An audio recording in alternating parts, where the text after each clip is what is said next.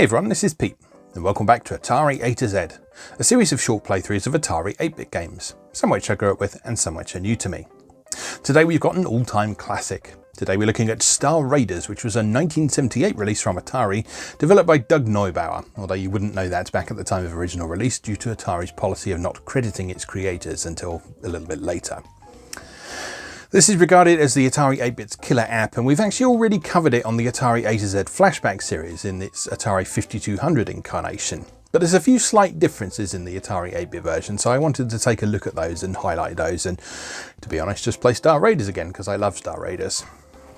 I've actually got a physical copy of this from back in the day, and this is a great example of what some magazines at the time described as Atari putting out more box than game.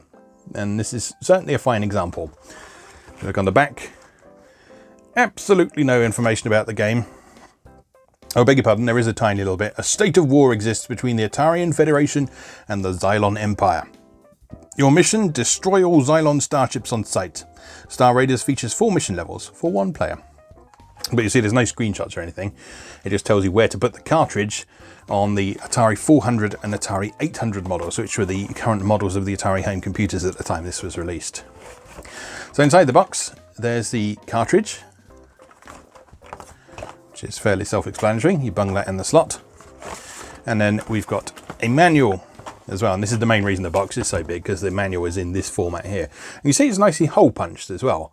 So a lot of Atari's old manuals, you could just hole punch them and put them in a ring binder as well. And a lot of people did that. So I've got some examples of that from our old collection from back in the day, where we'd taken those manuals, put them in a ring binder for easy reference all in one place, rather than having to dig out stuff from different boxes. Probably sounds like sacrilege to collectors today, but it's what we did at the time. So let's see what the manual says about Star Raiders. Introduction. Congratulations, you are now part of the elite unit of the Atarian starship fleet, the Star Raiders. TM, of course. You're about to accumulate many hours of flight time while battling some elusive but deadly interplanetary enemies. The battleground will be the entire galaxy, which for your convenience has been divided into sectors that are displayed on a galactic chart. The galaxy is literally at your fingertips. Before you embark on your first mission, some background information is necessary to fill you in on the current state of affairs. It's always good to know who you're supposed to shoot at, isn't it? The treaty between the Atarian Federation and the Xylon Empire has been broken. A technical state of war exists. The deadly menace of the Xylon Empire threatens to eliminate humanity as we know it. Your orders are to destroy all Xylon warships on sight. Show no mercy. Okay, and then the rest of the manual does things like tells you how the various screens in the game work and how the various keyboard controls work and that sort of thing. I've always preferred playing this version, the Atari 5200 version, just because the keyboard controls are a little bit more intuitive. It makes a bit more sense to me to press S for shields, C for computer, and the number keys for speed controls, rather than having to remember which buttons on the keypad, or in the case of Atari Flashback Classics, which buttons on the Nintendo Switch controller I'd assign to what. I mean, it's not a huge deal or anything. The Switch version is perfectly playable, and the 5200 version is perfectly playable for that matter, but just the original computer version is just a little bit more refined in that regard for me. Anyway, let's go play Star Raiders. Okay, here we are with Star Raiders, copyright Atari 1979. Yeah, so this is a game I remember playing a great deal on the original Atari 8-bit back in the day. A thoroughly lovely game. The Atari 8-bit's killer app for a lot of people. I remember as a kid, this is one game that it took me a little bit of time to get into in the first place, because it's a little bit more complex than a lot of the arcade games at the time. But that is what made it the killer app for the Atari 8-bit, is because it was more complex than arcade games of the time. It showed what was possible with home computers, and how they could offer a distinctive experience from what you had in the arcades. A more complex experience, a more deep experience, a more mature experience in many ways. Okay, so you can press select to pick between 4 different mission levels: novice, pilot, warrior, or commander. I'm going to go with pilot because that's about my level of goodness in this game. And as I say, if you've seen the Atari A to Z Flashback episode on this, a lot of this will be very familiar. but you'll see a couple of little differences here and there as well. So let's press start and get underway. So we begin in an empty sector. You can just move around like this. First thing we want to do is pop our shields on with the S key, turn on the attack computer with the C key, and we'll just come to a halt to reduce our energy drain a little bit, which is the E gauge down on the status panel at the bottom. Let's press G for galactic chart and survey the situation. And remember, what we want to try and do is avoid star bases getting surrounded. So let's start with this one over here. We'll pick this location, press H for hyperspace, and then F to go back to front view.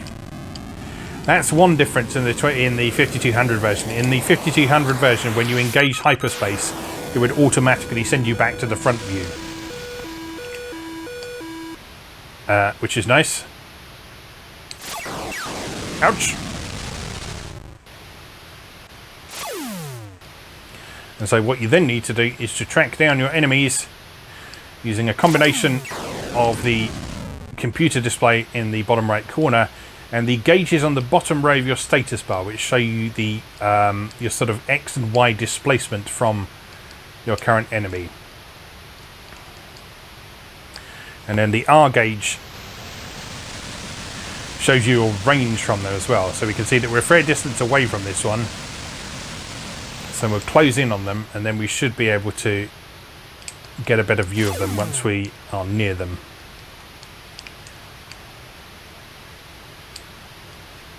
Where are you? There he is. Nicely done. Alright, the sector is now empty, so let's go back to the galactic chart. We obviously need to deal with this one down here because that's getting a bit dangerous. This is a long distance hyperwarp jump. So we're going to have to hold it steady.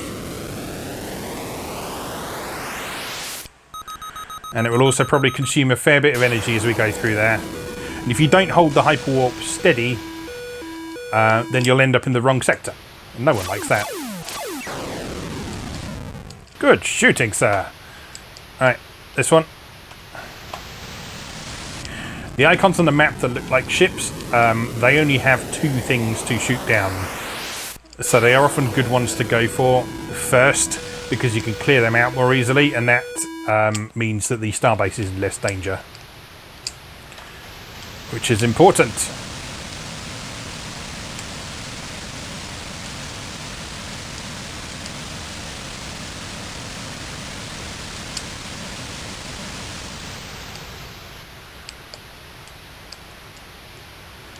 Alright, I think visual range is like less than 100, I think. So we need to get a little bit closer.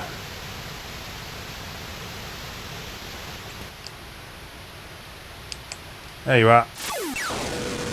Uh-oh. Oh no, shields are down.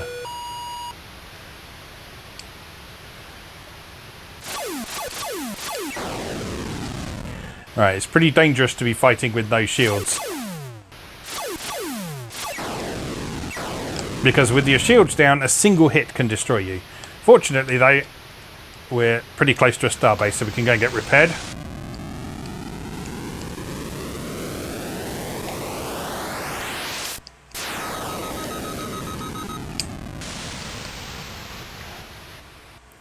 And we ended up right near the starbase, which is good. A little bit closer. There we go. So in order to dock with the starbase, all you need to do is get within close range until it says orbit established when you're standing still. Point your cursor at them, then this little drone will fly out. It will restore all your energy and it will repair all of your systems as well, and then you can be on your way.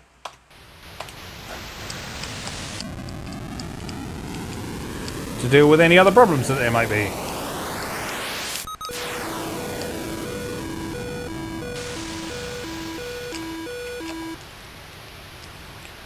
Alright. Few bad boys in the nearby area. Lovely stuff. I'm doing nicely today.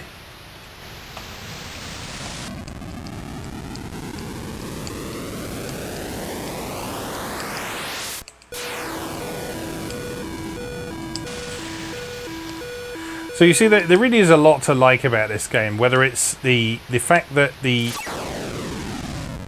game is actually doing quite a convincing simulation of 3D using very limited graphical resources, or the strategic component,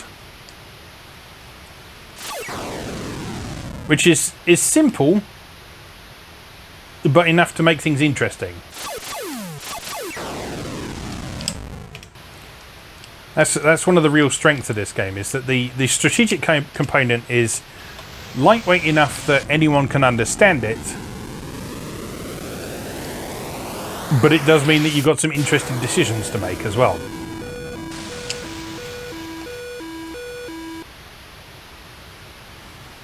And as I say, that strategic component is the main thing that allowed this game to distinguish itself from...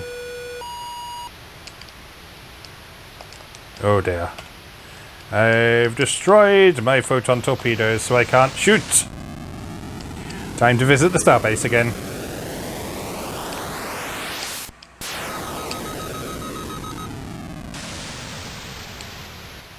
Hello, me again.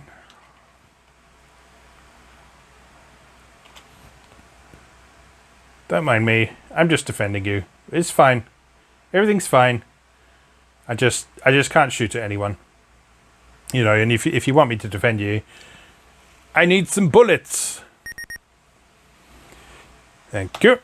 Right. Onward to victory.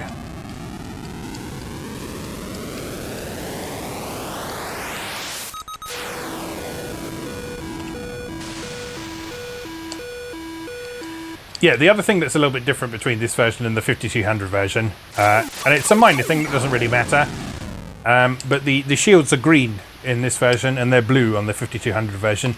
I think that may be an NTSC palette thing rather than an actual difference between the versions, because I think Atari Flashback Classics makes use of the NTSC versions of all the games.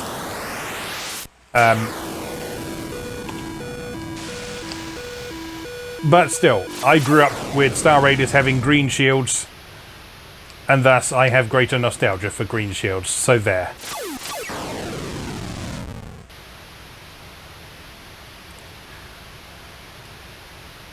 That's my story and I'm sticking to it.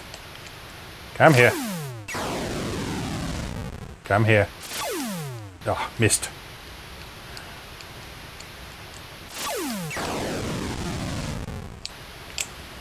Thinking about it, these sort of strategic shooters were...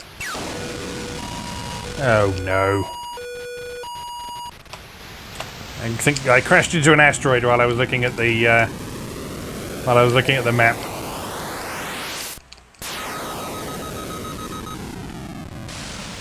Hello, me again.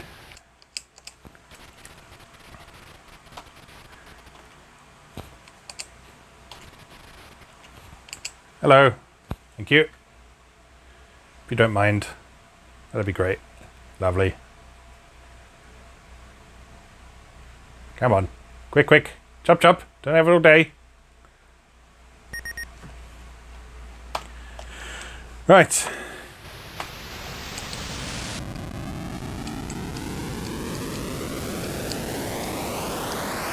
Yeah, what was I saying? Oh, they moved. Damn it. Yeah, these sort of strategic shoot 'em ups were kind of Atari's bread and butter for a while.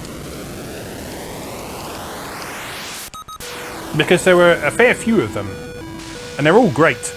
Like, we've seen Final Legacy a number of times on this series. Final Legacy is, to me, a very similar sort of idea to Star Raiders. In that it has a strategic component and it has action sequences, and it sort of challenges different parts of your brain. So it challenges your twitch reflexes, but it also challenges your strategic thinking and your ability to prioritize things and that sort of thing.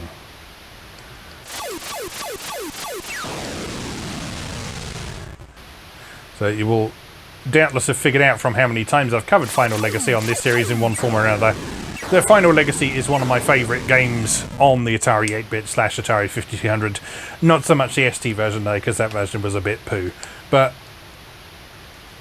yeah. This style of game, as I say, is one I sort of inextricably associate with Atari.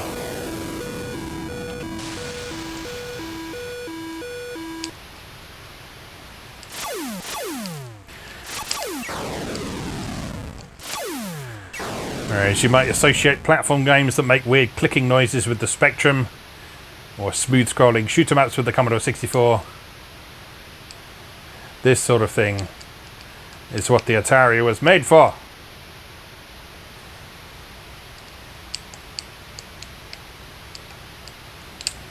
And heaven knows, Atari fans back in the day would certainly like to let you know that fact.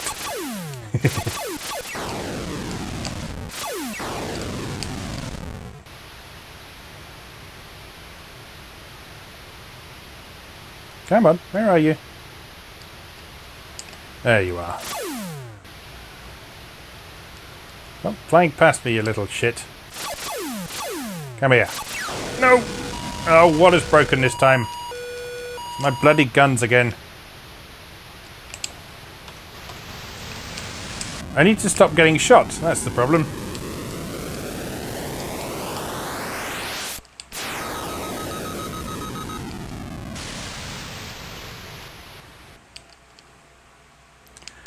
Well, I tell you, it's a good job that this starbase is so close by. What would we do without it?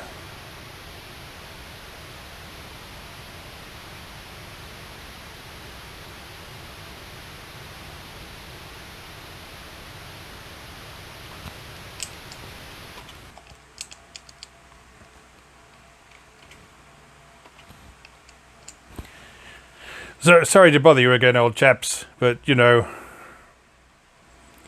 the old ship's having a few problems again. Wonder if you might be able to help. Thank you. Right. Now, the nice thing is we're in a situation where none of the starbases are particularly in danger at the moment. So we should be able to clear the mission pretty easily. But the tricky thing with Star Raiders is getting the higher scores and the higher rankings. And the way you get those higher scores and higher rankings is by completing the mission more quickly, by taking less damage, by using less energy. All the things we're not doing, basically.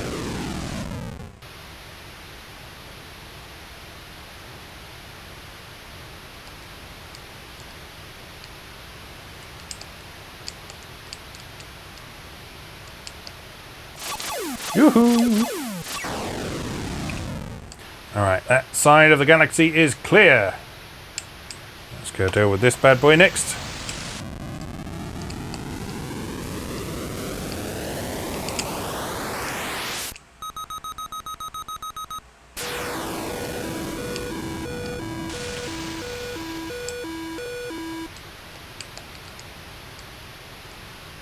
Hello?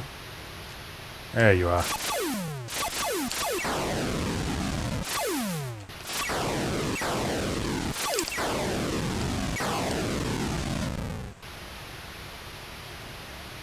Next, please.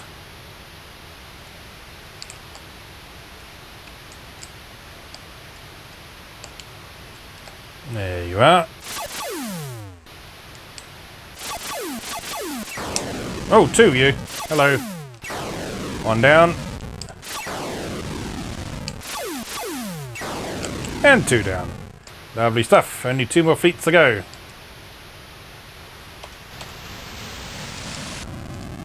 And then we've won!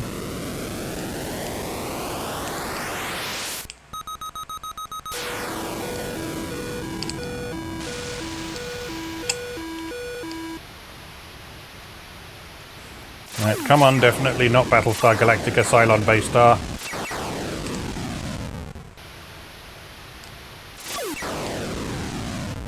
Lovely stuff. And the next.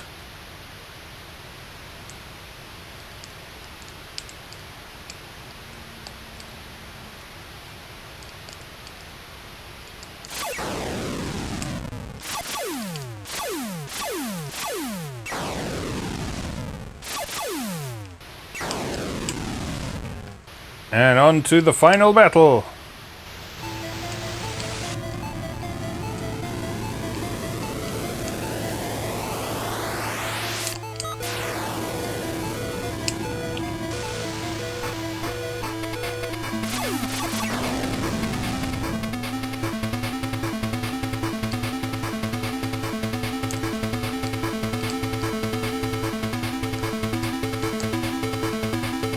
Where are you?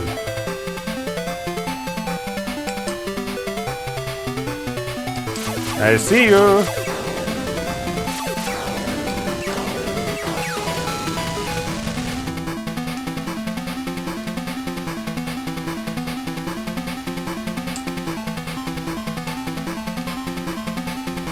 Three more targets, I think.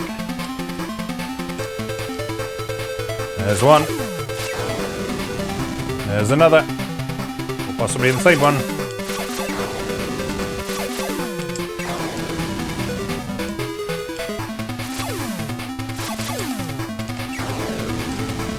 I think we've done it. Starfleet to Star Cruiser 7. Mission complete. New rank is Pilot. Class 2. Congratulations. Not bad. I think I've had a better score than that. I've had Ace before, which is a bit higher, and then there's a bunch of ranks above that as well. There's sort of like Commander and Warrior and all that sort of thing. But yeah, not bad. Not bad. Not a bad effort at all. And yeah, I love this game. I love this game so much. It's simple and straightforward and to the point. But that means you can just pick it up, you can enjoy it, you can spend 20 minutes on it like we've done today and have a complete game experience that is satisfying, it's enjoyable, and it's still great fun to play today. So, yeah. Mad respect to you, Mr. Doug Neubauer. You created one of the greatest games of all time, one of my all-time favourites, and indeed, the Atari 8-Bits killer app. So let's leave that there for today. As always, thank you very much for watching, and I'll see you again next time.